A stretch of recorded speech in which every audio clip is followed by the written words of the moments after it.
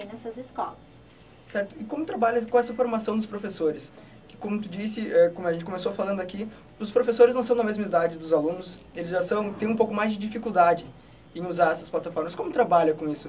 Para eles ter todo o embasamento para ensinarem até as crianças mexerem de maneira correta nas plataformas. As propostas são elaboradas em cima de um pensamento bem pedagógico. Então, o nosso foco é pegar o software que nós temos disponível, né, na nossa plataforma de trabalho, que é o Linux. A gente trabalha com software livre. Então, a equipe desenvolve estudos, né, em cima daqueles softwares que nós dispomos dentro do pacote do Linux, e focando assim naquela prioridade do professor lá da sala de aula, que o nosso trabalho bem é esse trabalho de parceria, do professor do laboratório com o professor da sala de aula. Então a gente procura atender a essa demanda, fazer essa parceria de poder estar oferecendo. O que não é o jogo pelo jogo, que nem a gente estava conversando antes, né, que o professor Thiago trouxe. A gente tem uma proposta pedagógica, sim, que nós acreditamos, que é um espaço de construção do conhecimento, esse laboratório de informática. E eu vejo hoje os nossos professores da rede já não tem mais tanto esse receio, esse medo, né, de se apropriar das tecnologias. Até porque em 2012 foi oferecido para toda a rede municipal uma formação da Intel, uma parceria com a Intel, e nós fizemos formação básica para todos os professores da rede. Marta, a gente estava conversando antes sobre as merendeiras da escola, que também ganharam os notebooks, isso? Isso. Os laptops, perfeito. Notebook seria uma outra tradução. Não. Enfim, como é que foi a inclusão delas também nesse projeto Mundinho? Foi maravilhoso, porque a nossa escola é uma comunidade unida. A nossa diretora vai fazer 15 anos de direção, então pensa que todo mundo tem que se vincular, tem que ser apropriado do que vem de bom, né? Então, elas tiveram formação durante o horário de trabalho, né? E a gente fez o primeiro blog bem sucinto delas, né? E agora esse ano a gente vai fazer outras parcerias, né? Todo o e-mail que o professor recebe, elas também recebem, fica atualizada das notícias, né? E muitas delas, a nossa Dona Eva, que se aposentou no passado, nunca tinha tocado no computador. Então foi muito emocionante, assim, a gente vê que, porque os alunos usam diariamente, estão todo dia, então elas também vão lá, trocam ideia, trocam sites, é muito bacana de ver. Elas no intervalo com o seu mundinho, né? Porque o mundinho nos deu um mundão, como eu digo lá na Getúlio, né? Com toda essa integração que tem, com toda a escola funcionando, como é que a criança se sente nessa inclusão? Assim, ela tem mais facilidade de aprender realmente? Toda a vida.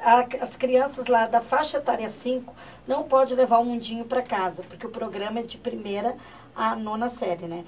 Então, esses usam na escola, tem os computadores deles, usam na escola. O resto, tudo leva para casa.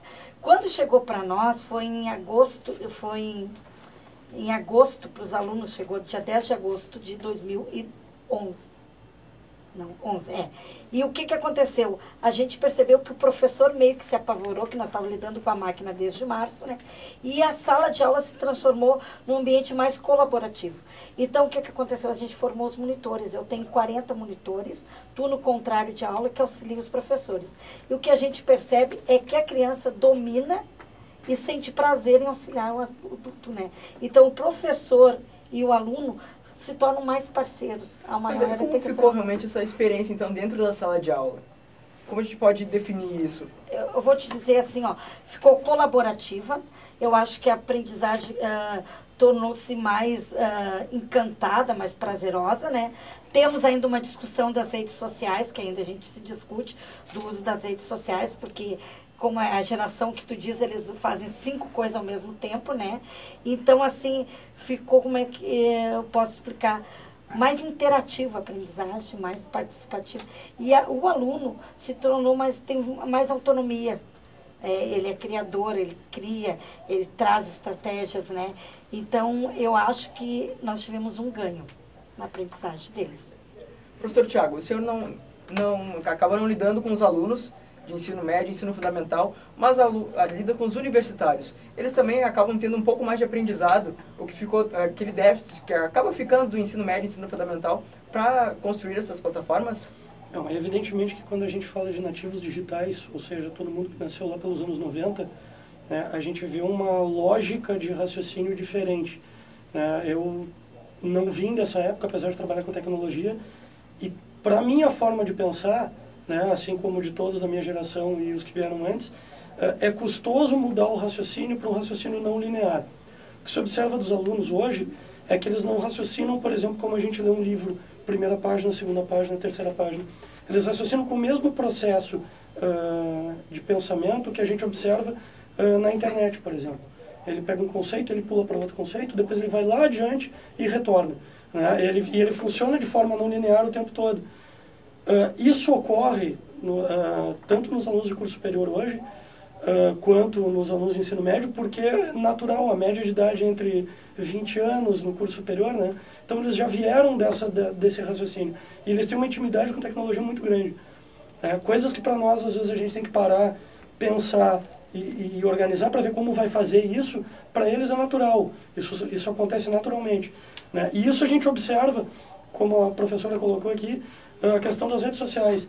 Está dando aula, o aluno está pendurado no Facebook, e às vezes, pelo nosso raciocínio, tu pensa, pô, o cara não está nem prestando atenção. E depois tu aplica um exercício e ele ouviu tudo que tu falou. E em cima disso, tu diz, tá, como é que ele fez isso? Fez. A gente não faz. Um nativo digital está acostumado a estar no computador, está com a TV ligada, com o rádio ligado e fazendo o trabalho, a tarefa escolar, tudo ao mesmo tempo, e de alguma forma aquilo funciona na cabeça dele. Eu não conseguiria fazer isso. Então é um choque cultural entre professor e aluno que tem que ser trabalhado calmamente para buscar um entendimento. É uma coisa que não é muito comum. Professora Marta, como lidar com esses alunos, então, multifuncionais, que acabam fazendo muita coisa ao mesmo tempo? Complicado, mas assim, como é que eu vou dizer? O respeito à individualidade de cada um, né? Então, assim, lá na escola, cada professor trabalha de acordo com a sua, vamos dizer assim, o que leva ele a fazer o trabalho dele, a sua teoria, na prática. Então, ele tem que se adaptar muitas vezes. E tem professores que muitas vezes ainda não conseguem admitir isso, que o aluno faça 5 coisas ao mesmo tempo. Aí funcionam as combinações, os acordos, né? Seria nesse ponto. Os laptops no mundinho, eles têm acesso livre à internet? Sim, inclusive pega próximo à escola, um raio também. Nossa internet é 15 megas, né? Então bombeia, sabe? E graças a bom Deus, pode ter 3 professoras usando e ela está sempre boa, né? Quando não está boa, tem um técnico que vem imediatamente da prefeitura e arruma, né? Então, e os pais, os alunos, se apropriaram tanto do mundinho, né? E bateram muita foto, e filmaram, e gravaram, e baixaram música, que aí foi trancando, a gente já está na 3ª versão do Ubuntu, para finalizar. Então, todo mundo acessa. Então, eles têm... E terça-feira à noite, nós tivemos reunião na escola, né? Na saída, a gente olhou, tinha mais de 15 sentadinhos assim na calçada. Nós saímos 10 horas da noite ali, estava tudo sentadinho assim, porque a internet é melhor ali, né? Então, fico ali pertinho. Isso é muito bonito de ver. Isso é muito bonito de ver. E para o professor, como é que deve... Para a senhora também deve dar aula lá também, obviamente. Sim. Como é que fica essa história? Não, os alunos estão na internet agora, eles não estão prestando atenção em mim. É difícil. Dá assim uma... A gente sempre foi assim, aquela coisa que chamou atenção, aquele ser que era, né, que sabia de tudo. Mexe com a gente. Agora a gente tem que trocar mais, a gente tem que...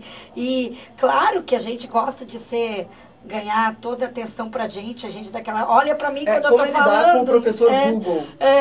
E agora os alunos estão assim nessa... Então, mexe, a gente tem que ser trabalhado, a gente tem que, às vezes, se acalmar, pensar, repensar a proposta, ver onde errou, né? Então, tem as reuniões pedagógicas para isso, pra gente trocar o que não tá bem alinhavado, o que tem que melhorar. Tudo buscando que o aluno aprenda melhor e que a gente também, né, cresça com eles, né? Porque eles ensinam muito. Todo dia eles têm uma coisa para ensinar para a gente. A integração, então, também com mães, pais, professores, alunos e o mundinho funciona perfeito. Eu vou te dizer assim, muito engraçado, né? Porque agora nós estamos numa outra versão. Então os pais vão lá e nós tínhamos um técnico toda terça-feira. Ué? O Carlos não tá mais aí? Eu disse, não tá, né? Trocou tudo. Não, e agora como é que vai ser? Eu disse, não, mas aqui, ó, tá um papelzinho que o técnico deixou, como colocar a internet. Então, alguns pais adquiriram internet. E estraga imediatamente na escola. Tem dia que eu nem cheguei entrar dentro, já tem a mãe com o seu mundinho que deu problema, com o seu cabo que deu problema, né? Eles ficam desesperados, sabe? E eu cheguei assim, ai, que saudade, professora. Não era da professora. Quando é que vem um mundinho, né? Porque a gente recolhe. É uma coisa muito bacana de se ver, né? Então, todo aluno tem direito, mas é da escola. É da escola no momento que o aluno sai, né? Ele leva para casa todo dia e traz todo dia. Cristiane, então como é que funciona?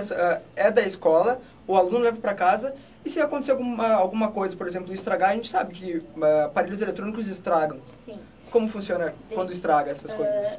Nós temos, então, como a professora Marta colocou antes, né, que nós temos o suporte da Secretaria de Tecnologia da Prefeitura, que é a CETID, né, que nos dispõe de técnicos para trabalhar essa questão de suporte no conserto das máquinas, do equipamento. Em caso de roubo, né, que nós não registramos nenhum caso, dois casos de roubo, durante todo esse período de projeto piloto em Novo Hamburgo. Então, a família se responsabiliza. Quando recebe o laptop, assina um termo de compromisso. Em caso de roubo, registra uma ocorrência, né, faz um BO, apresenta na escola, a escola encaminha para a Secretaria de Tecnologia. E nós temos também, desenvolvido pela Secretaria de Tecnologia, um antifurto, um sistema de antifurto, que ao abrir o laptop e conectar à internet, ele bloqueia e faz um rastreamento e localiza onde que está o laptop. Feito, o papo está muito legal, mas nós precisamos ir a um breve intervalo. Em seguidinha, nós já voltamos com o programa Café Comunitário.